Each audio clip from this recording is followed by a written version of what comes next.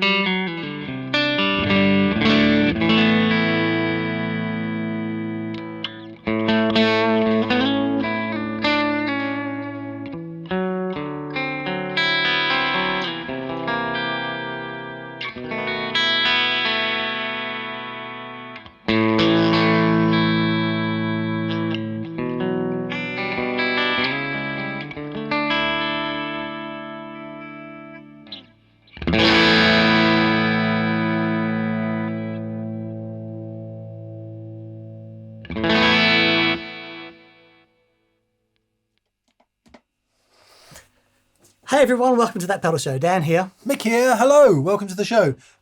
Please subscribe. Please do that. And go to That Pedal Show store. That's how we fund this show. Okay. Sales messages out of the way. Very good. Welcome. Welcome indeed. The first Dr. Z on the show. We have this wonderful Dr. Z Z-80. I'm assuming, I would normally say Z-80, but I'm going to say Z because it's Dr. Z. I think we should say Z just to freak all the Americans out. Okay, Z-80. So this amp has been facilitated for us by two regular viewers of the show, Music Therapy Laz and Hobo Roadie. So thank you so much for sorting this out, guys. So it's pretty amazing. So this amp has got quite a story to it. And attached to that story is an AC30. In the 60s when the Beatles were doing their thing, right? And the amps are getting louder and louder. They start off with an AC-15, a 15-watt amplifier.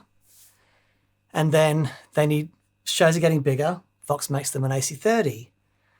But Fender comes out with the Showman, the Dual Showman, which is an 80-watt amplifier. And Vox has a moment. It's like, because like the crowds are so big and so loud now for Beatles gigs, you can't hear the band over the screaming. And we know what that's like. So Vox says to themselves, well, we need to up the game. Are you sure the Beatles didn't start on AC30s? Yeah, no, so AC-15s was first. Was it? Yeah, because it was the same story for the Shadows. The Shadows started on AC-15s in 58. Right. And then, anyway, yeah, okay, yeah, so, yeah. I'm happy to be corrected, but I'm. So anyway, Vox sets out to make the AC-50 and the AC-100. Now, the first AC-100 they made, and they're called the Mark I AC-100s, are 80-watt amplifiers. And if you imagine an AC-30 like we have here, it's, instead of 4 cathode-biased EL34s that we have in the AC-30, famously so, we have 4 cathode-biased EL34s in the Mark I of the AC-100. Yeah, which is the kind of tube you would normally associate with a Marshall. Yeah, Marshalls and high watts. These days, anyway. Yeah. Now, Paul McCartney was the first to use it, but eventually Paul, George, and John all were using AC-100s. The problem they had was they were pushing the EL34s so hard that power transformers would just melt. All the wax would fly out of the amp would die. So they went from a cathode-biased EL34 configuration to a fixed bias EL34. Presumably in a fairly short space of time. Yes. Yeah. So there was only like maximum 300 Mark 1s made. So this is a little snapshot. This is a tiny little snapshot. However, the Mark II was fairly short-lived because people just didn't like the sound of them. Mm. So Brad Paisley finds a Mark I. Famous AC30 lover. Yep. And he hears about this mythical amplifier. He finds an original one. And he loves it. Absolutely loves the sound of it. The extra headroom, but still has the Fox thing that he loves. So he asks Dr. Z, could he make him one? To do it, because they're notoriously unreliable. To find an original Mark I with its power transformer still intact, yeah, you know, Rocking Horse Studio. They're very, very rare. For those of you who don't know, Brad Paisley has a long relationship with Dr. Z amps. Quite a few down the years that Z and Brad have developed together. What's interesting about Brad Paisley, I'll keep this very short. He loves the sound of the AC30 style amp. He's got a really famous old red one that he loves. I've been lucky enough to stand on stage twice with Brad Paisley and look at his rig. And one of the things he was using, because the AC30, exactly the same problem the Beatles had in Shea Stadium, but slightly different now because Brad has got access to mega monitors. PA. Yeah. Just in 1964, if you watch footage, I think it was 64, might have been 65, of the Beatles at Shea Stadium, their PA was the tannoy system. Yep. Fast forward to modern PA systems, Brad's obviously got the biggest PAs money can buy, yet he still likes the headroom of a bigger amp.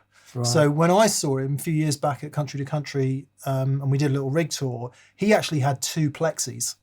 100-watt Marshall plexis. Oh, wow. Doing the loud and clean thing. Okay. Because a cranked AC30 or an AC30 style amp with those cathode-biased EL34s like Dan just explained just doesn't have the headroom for a concert stage for a guitar player who likes to play crazy loud. And clean. Sorry for the extended introduction, but that's... Never apologise. Essentially how this is born, right? Exactly. So he asked Dr. Z, can you make me one of these that I can tour with? Right. It took Dr. Z years, was it 4 or 5 years, like a long time, because it's a tricky thing to do. A rare business. And what Dr. Z says is the Z-80 is the amp that he will rest his reputation on. Oh, wow. Yeah, it's pretty, and considering that some of the amps he makes is, extraordinary. So we're very fortunate to have this behemoth of a thing. So we're going to give it an absolute hammering today, but also put it in the context of the AC30 to go, okay, let's crank this thing to bejesus. This is an original 61 AC30, which has been retrofitted with a top boost channel. Yes, and also has an EF86 channel. So what are we using today? We're using the top boost channel because it's the same, similar sort of EQ. So similar sort of tone stack.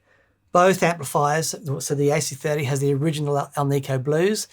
The Z-80 has got these two Celestian Golds in there. So both amps have Alnico speakers, both cathode-biased power stage, and the tone stack is similar. So we'll see. But roughly 50 more watts in that one. Yeah, exactly. All right, let's start with the AC30 then. I'll get the iPhone cam and just show you what it does.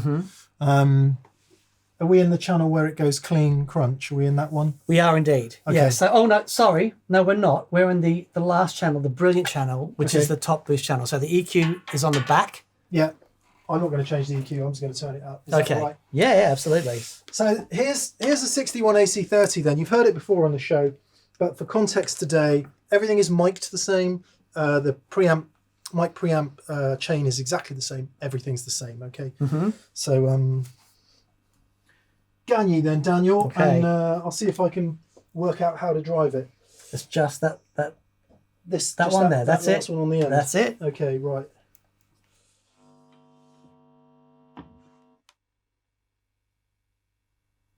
Yeah, just go. Okay.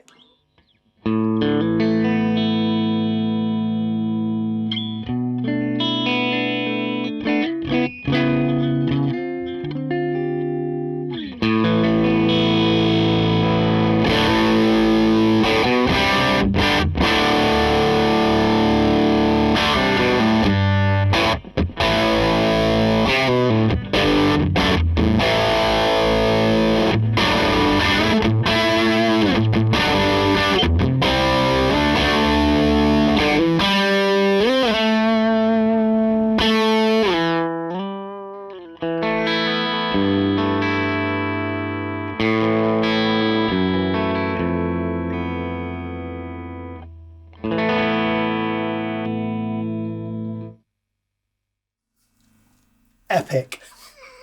It's truly wonderful. In the idiom of what we now know about AC30s, what a spectacular noise. Yeah. But what you will have heard was from like 11 o'clock on the volume control round to full whack, it didn't really get much louder. No, just more compressed. Just, yeah, more distorted. Yeah. I think we might have tickled 103. Okay. And it's such a beautiful noise. But stick that in Shea Stadium trying to play I Want to Hold Your Hand. Yeah. Or even in the Cavern Club for that matter.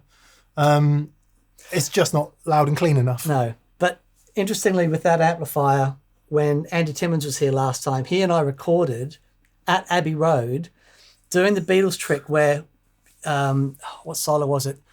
Where George and John are both plugged into the same AC30, and there's footage of them doing that. And so Andy and I did that. We were playing this rhythm part for this tune that he was recording in Abbey Road. It was wild. So before we switch to the Z, we'll just hear that again. I'm going to set the AC30 to its point of maximum, almost clean headroom. I mean, even here it's not really clean. Yeah, it's got that lovely harmonic distortion thing. And then we'll switch to the Z and we'll just compare the difference. Okay.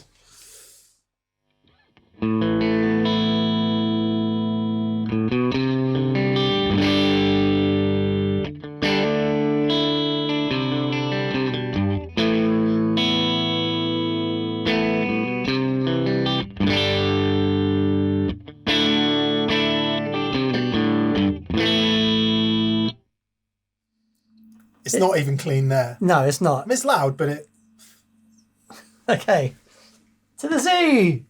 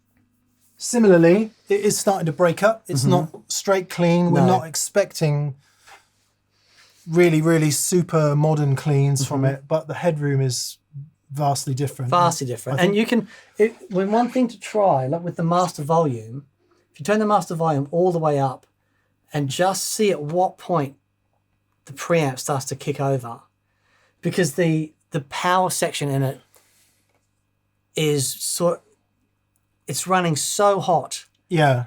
That even where you'd normally set an amplifier that's got a normal amount of headroom, you'd probably find that with the master maxed out, you get a little bit more clean by not hitting the front end so hard. But the back end will be driving as well. Let's try it. So I'm going to turn the master all the way up. Yep. And we'll see where we go with that. So.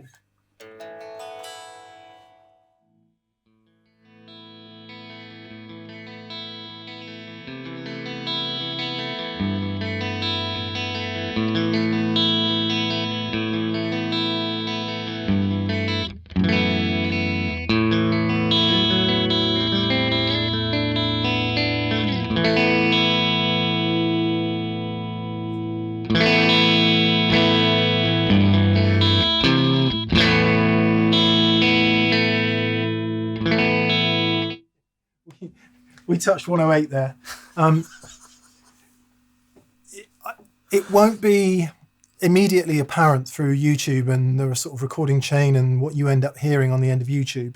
The difference between that overdriving at 101 dB and that still half clean at 108 is staggering. It's colossal. And the way it puts over the bass too, because what it's not doing is compressing in that bass end, which of course is all a hugely important part of a cranked AC30, is everything is caving in. Yeah. And to facilitate them as much headroom as it can, I mean, part of the things with using the blues and the design of the amplifier, it does limit the amount of bottom end to try and use as efficiently as possible the watts in that thing. Whereas the 80 is just like, have at it. Have all the bottom end you would like, sir. And there is a tremendous amount of bottom end. All right, so we've sort of established that. We will hear the AC30 again a bit later.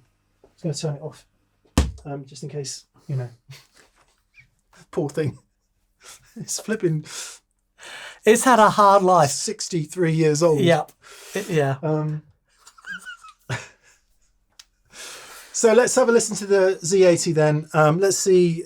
We've heard its clean headroom. We'll start there, and then I'll crunch it up a bit, and we'll see how crunchy it will be. Okay. Yeah. Great. Yeah. Yep.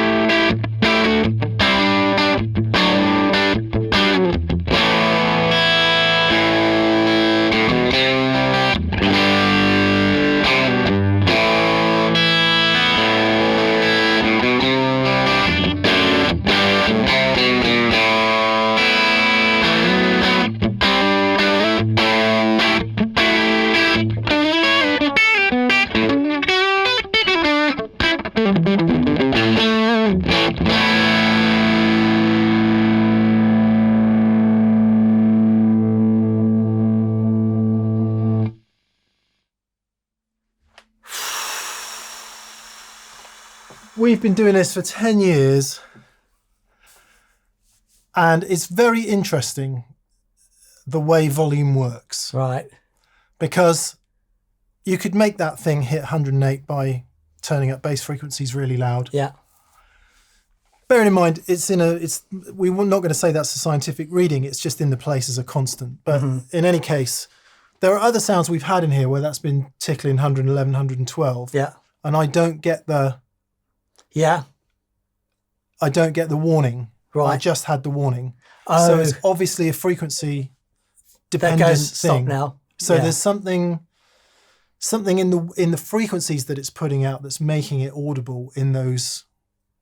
You're going to hear this territory. Yeah. I mean, the top end is like, again, probably won't translate once it's been down the recording chain, but the top end is like ice pick. Right. You love it. I do. It's just totally ice pick for me, way too much. Right. Which, seeing as we're there, let me just try the Lester a minute. And just while we're on those settings and see what that does. Then we'll have a play with some pedals, shall we, Dan? Yeah. It's really open sounding. Yeah, I'm madly in love with it. Because for me, I can get the character of the AC30, that chimey thing, which is the top end that you're talking about. I love it, but I can get it to a point where it's open and clean. It has enough volume, and I can still use it with pedals. Yeah, because that's just not enough. Really not enough. Yeah. Which might sound crazy to you. If you ever played an AC30, plugged in, turned it up to 3 and gone, how the hell does anyone turn it past here? Yeah. On that one, keep going. It doesn't get any louder. Yeah, it just gets more distorted. Yeah. So.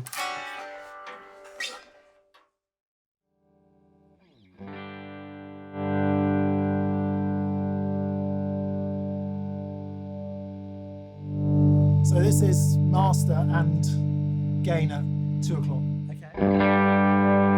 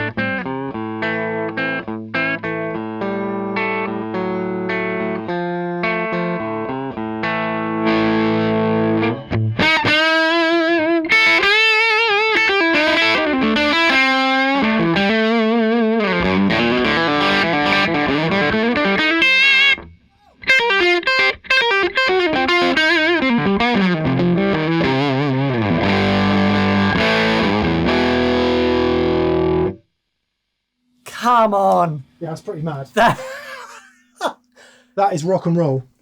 that's wonderful. And it's drier than a nun's wine glass. Yeah, yeah, Hard to play. very much so. You need to put on your big boy pants to play that. Indeed. I left mine at home today. But you can see that the cabinet is working. Interestingly, You know. the when you a lot of modern 212 cabs, they've got a bit of depth to them. That one is the same width as the AC30. Yeah, wow. Sorry, the same depth Yeah, as the AC30, and it's putting out that. amazing In fact, bottom end. it's even a little bit slimmer than your AC30. Really? Okay. And it's putting out all that bass. So let's dial that back so we get back to the headroom. Yeah, let's Thing. find the place that Where it's happy. you like Okay. between, because of course the other thing about the AC30 is it's a master volume, it's a non-master volume design. So you've got volume on the vintage ones anyway. Modern ones are different, but you've got volume. At least on the Z80, we've got front and back end master, that's right. volume. So I'll have a tweakeroo. Okay. I suggest we come down from 108 Oh, dB. that but, would, yeah, let's you do know, that. at your leisure, mate. And let's find a place beyond this Yeah, where you're. sure.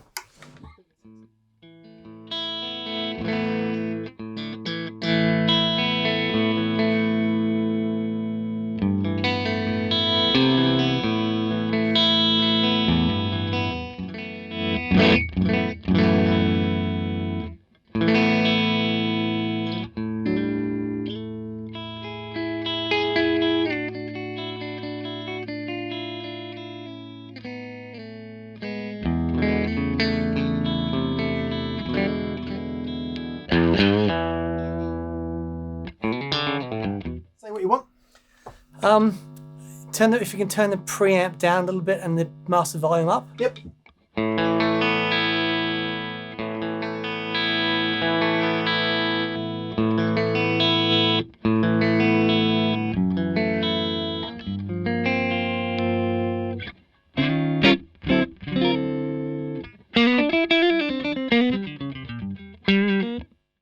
And turn the bottom end down a little bit.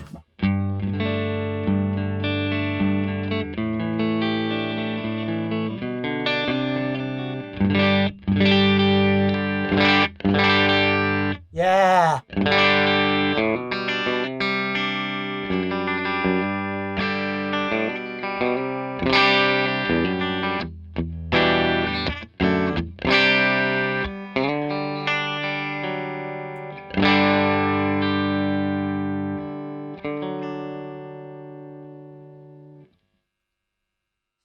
I'm very happy there.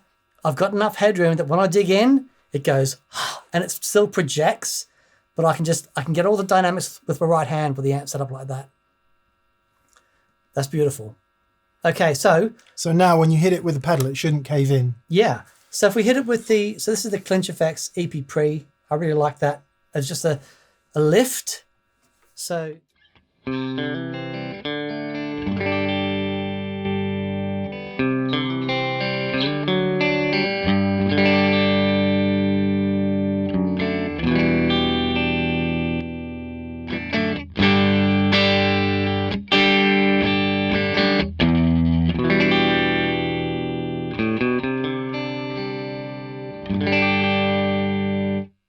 Beautiful.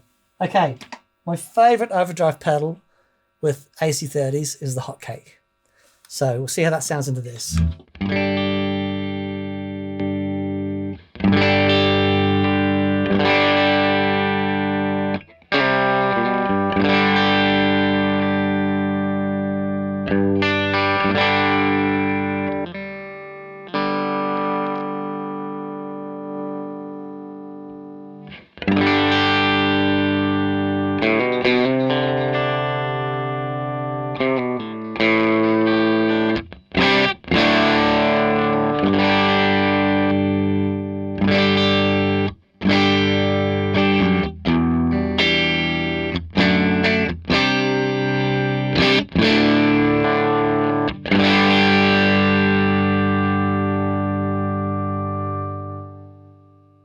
We are still pushing 107 dB.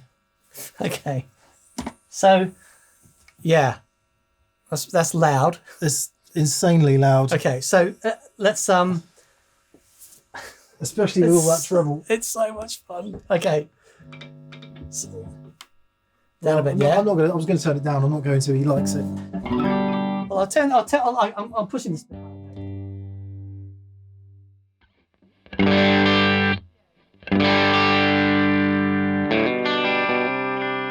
So that break up in the top end Sounds fantastic. Yeah. Yeah, yeah. Really serious guitar sound. Yeah.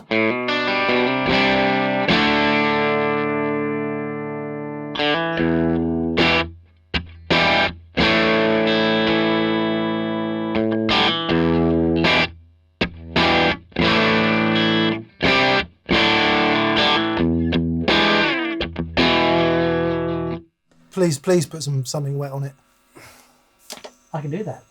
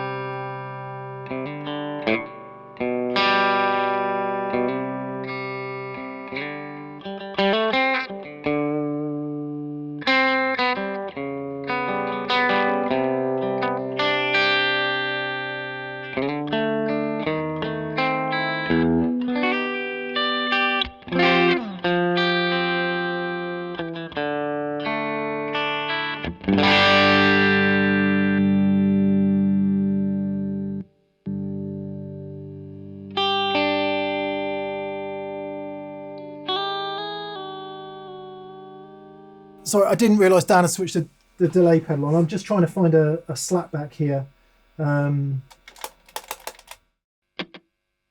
So that's like a 150. See how you get on with that. Okay.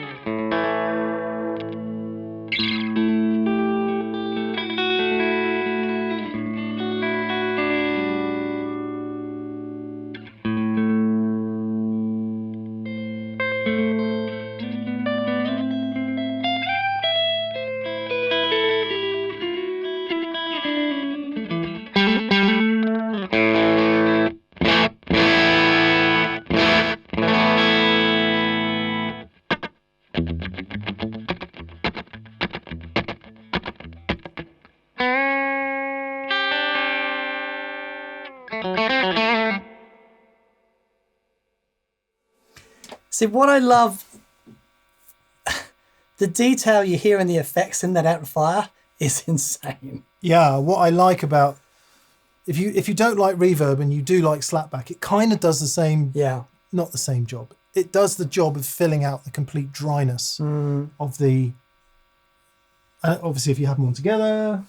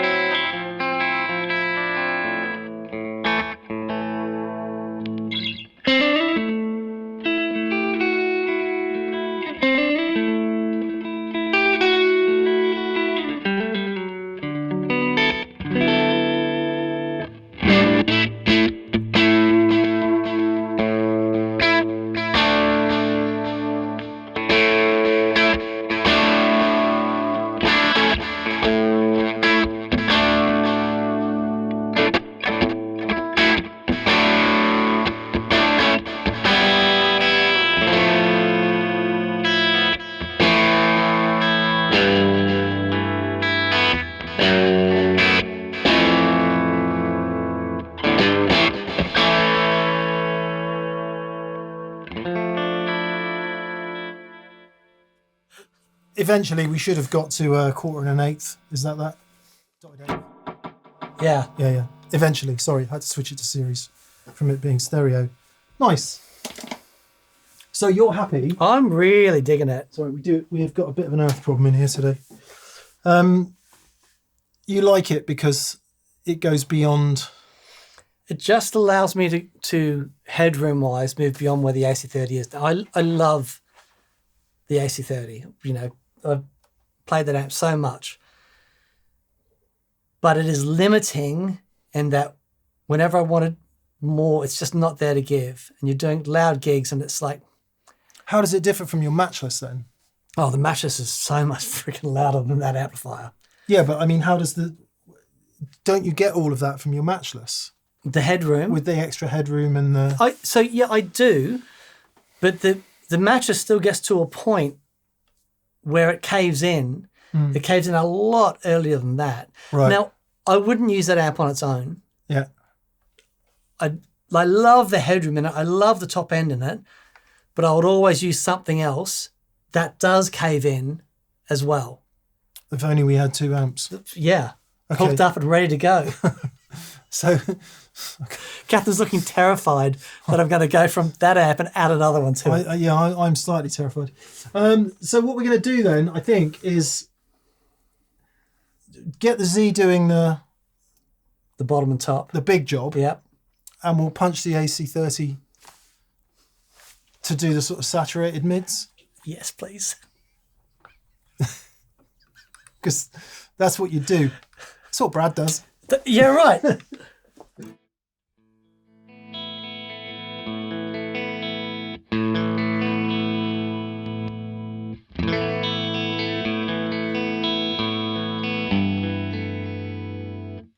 So this will take a bit of balancing. But Yep. Anyway, it's turned off. Come to life. Well, let's put them both on and you can turn that one up until you're happy.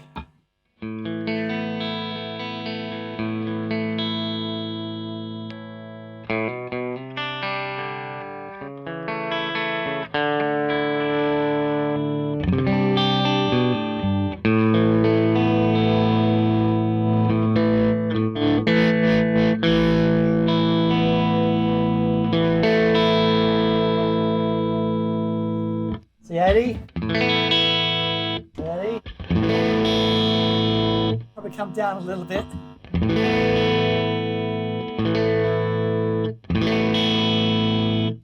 Together.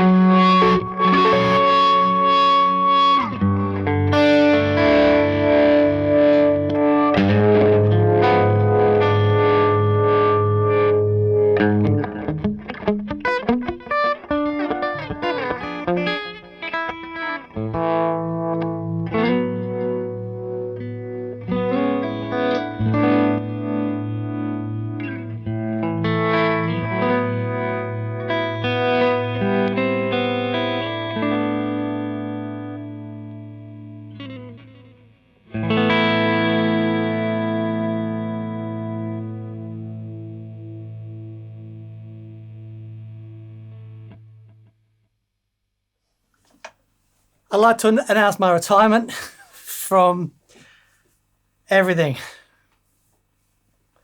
That's it. Far out, man. Far out. That's it. It's pretty good. It's pretty good. Okay, so let's compose ourselves. What's really interesting about that, hopefully it doesn't require too much explanation, because you will have heard in the audio turning one amp on and the other one and then both together, that unless you are unhinged, getting the amount of harmonic content in that comes from that is not just difficult but impossible. Yeah. There's a way that dies, falls over itself. Yeah.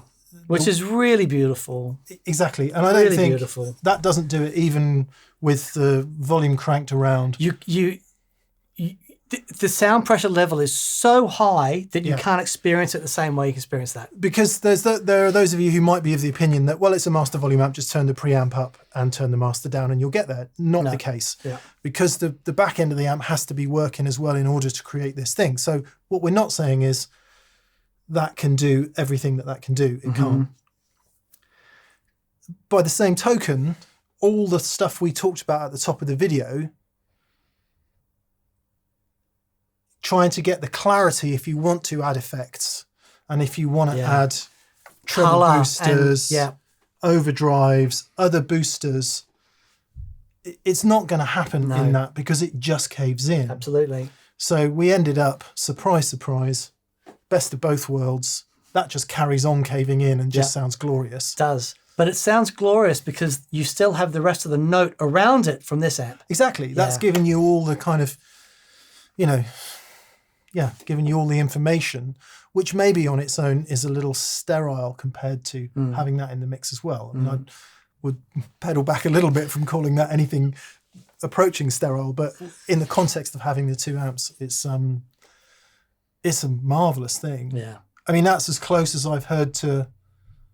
It would be interesting to try that experiment with the Matchless someday. Yeah, for sure. I just feel like it's handling the high end in particular in a very different way. Yeah, so the Matchless, the Matchless won't get anywhere near that volume. Matchless is loud, but it won't get to that volume, and it does, and it will compress the top end as soon as it approaches anything like that. Yeah, it's almost, it's almost directly in between, isn't it? Yeah, yeah.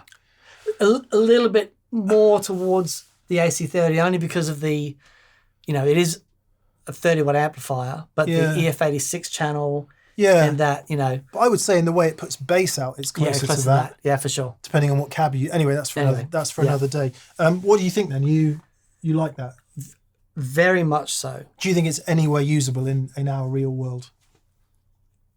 I do. Obviously, it's usable for Brad Paisley playing stadium. Yeah. For me, I can, if I paired that even with a 5-watt amplifier, to have something to give me sizzle. Princeton or something. Because I think the master volume in that is really lovely. It is. Like all amps, you may have noticed as well, I was dialing it in, all amps have a kind of a sweet spot. Yeah. Below which it's a bit mundane. Around the awesome part is awesome, and then after which it can sound a bit scrappy and over the top. Sure. But they all have a sweet spot, don't they? Yeah. But it's like a cross between an AC30 and a high watt, that thing. It has the... Interesting. You know, the size, and you can push it and it will break up, but I wouldn't be using that amplifier for the pushed sound. It would be headroom. But it is always there. I mean, it's never clean, is it? No. It's not clean like a 2-rock or clean. Yeah, that's right. Clean like clean like a high watt for that matter. But it's not like a clean sound. It's always full of harmonics and that's the power stage. That's the cathode bias on the EL34s. Right. That's why when they went to the fixed bias, everyone went, nah, it's the Mark II. It's just like doesn't speak to me in the same way. Laney did do this a few years ago, by the way, with 5 EL34s in parallel. Oh, wow. Yeah, I don't know if it was cathode biased, but it was 5 EL34s in parallel. I'm pretty sure they did that on an amp. Okay, it was like a single-ended thing. I think so. With the heaviest transformer known to mankind. Yeah, I'll check it out and put the model name on the screen. Wow. Very cool, man. Yeah, very cool. Yeah, interesting. I mean, there's probably a lot of you that would have preferred if we'd started with a Maz 18 or something like that with Dr. Z. And maybe we'll get there, given that that's the much more common amp and more sort of real-world usable. But that's a monster. I've never heard anything like it. And the more I hear Celestian Golds, the more I love them. Oh, me too. Me too. I'm very much into them. We're going to try the Matchless with a gold and see what that's like. But yeah, it's very cool. Nice. Yeah. Dr. Z, I've, knocked this one out of the park, and I can see why Brad loves it. Yeah, it's very cool. Yeah, I get a totally different sound, texture, harmonic response on the end of his playing style and guitars, obviously. We're not trying to sound like Brad Paisley here. Yeah. That would be dumb. Indeed. Okay, I would normally say play us out, but I think we've done that. I think we've done that. Yeah. And I need to lie down and an ear bath. Brilliant. Thank you so much for watching. Please subscribe if you haven't already subscribed. Also, massive thank you to our patrons on Patreon. Thank you. And also to our preferred retailers, details of which in the description below. Please visit thatpedalshowstore.com and grab some merch. It's how we fund the show. Such as these T-shirts. Indeed. They're so lovely and silky smooth. And sort of mid or long-sleeved. Yeah. Convertible. Yeah. Very good. Very good. And join us on Monday for VCQ, where we can discuss all things Brad Paisley and ear baths. Yes. All right. Beautiful. Thanks, everyone. See you soon. Bye. Bye.